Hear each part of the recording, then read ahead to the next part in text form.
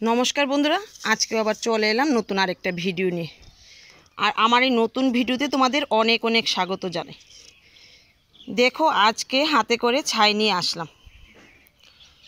तो बंधुरा एखन तो गाछगुलिर अवस्था खूबई खाराप हये गेछे, तो किछुई करार नेई, सब्जिगुली तुले तारपर गाछगुली तुले आबार किछु लागिये देब।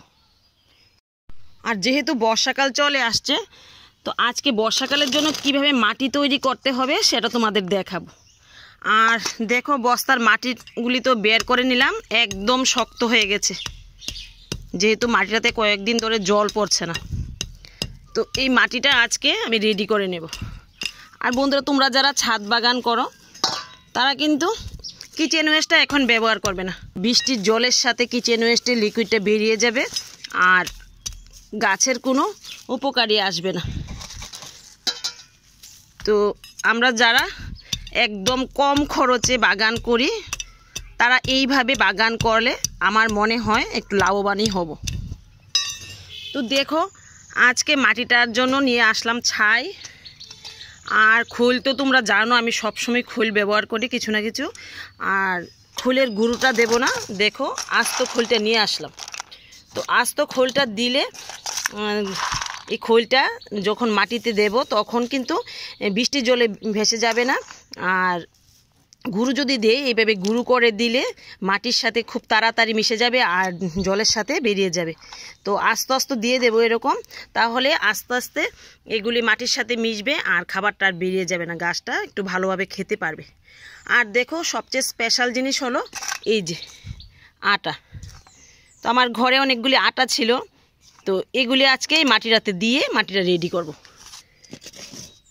তো এইভাবে মাটি রেডি করলে আর কিচেন ওয়েস্টের প্রয়োজন হবে না। এমনিতেই তো মাটিটাতে অনেকটা কিচেন ওয়েস্ট আছে, তো আর কিচেন ওয়েস্ট দিতে হবে না। এইভাবে রেডি করলে গাছটা খুব ভালো খাবার খাবে। তো বন্ধুরা অনেকেই কিন্তু প্রচুর টাকা খরচ করে এই বাগানের নিচে, যেমন রাসায়নিক সার দেয়, জৈব সার দেয়, কোনো কিছুরই প্রয়োজন হয় না। এত টাকা কারি টাকা খরচ করে কোনো লাভ নেই।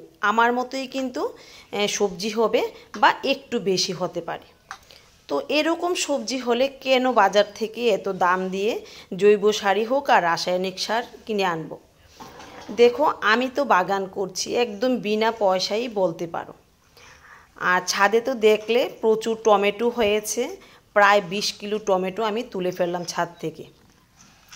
তো শুধু চারাটা কিনলাম তাতেই পয়সা গেছে, আর সামান্য একটু হয়তো 500 হবে খোল দিয়েছি সবটা সিজনে, মানে ঠান্ডার সিজনে। তো তাতেই দেখলে প্রচুর পেয়েছি টমেটো। তো যারা জৈব সার কিংবা রাসায়নিক সার ব্যবহার করে তারা না হয় 30 কিলো হবে টমেটো তুলবে, তো কি দরকার এত পয়সা খরচ করা, এমনিতেই তো বাগান হচ্ছে। তো বন্ধুরা তোমাদের কাছে রিকোয়েস্ট, এইভাবে বাগান করে দেখো, প্রচুর কিন্তু লাভবান হবে। শুধু চারাটা একটু কিনে আনো আর এইভাবে একটু কেয়ার করো।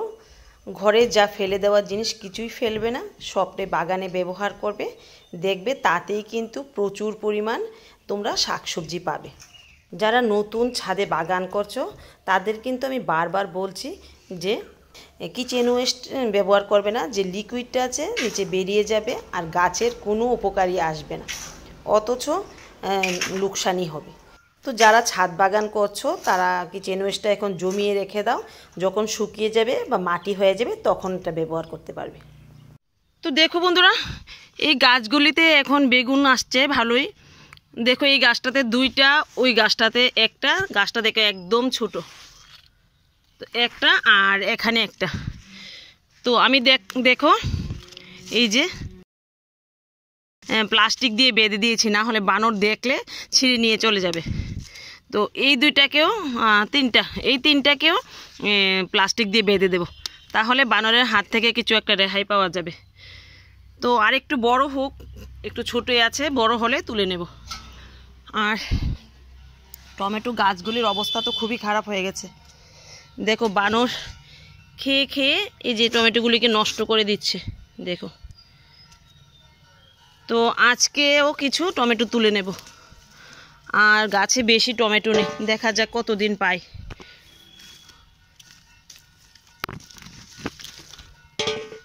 তবে হবে বন্ধুরা, তোমরা তো দেখলে আমি এখান থেকে প্রচুর পরিমাণে টমেটো পেয়েছি, অনেকটা পেয়েছি।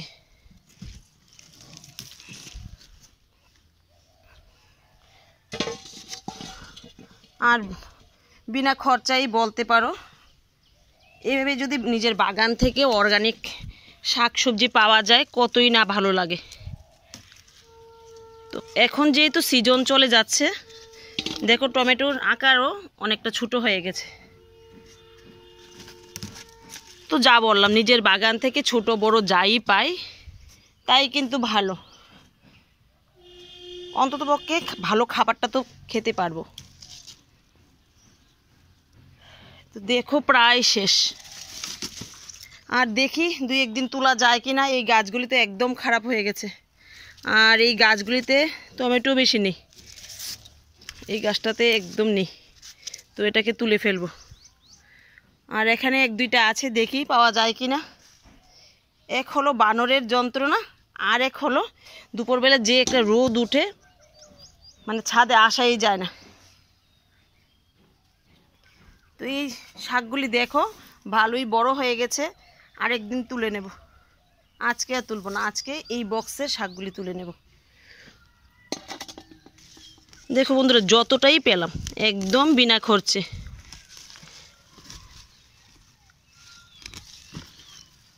নিজের বাগানের অর্গানিক শাকসবজি যতটাই পাওয়া যায় ততটাই কিন্তু ভালো।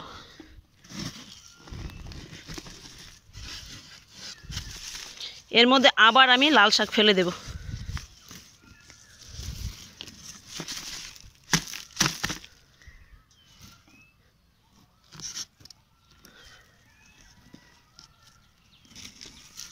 তো বন্ধুরা, আজকে আর ভিডিওটা বড় করছি না, আজকে আর নিচের বাগানে কিছুই তুলবো না।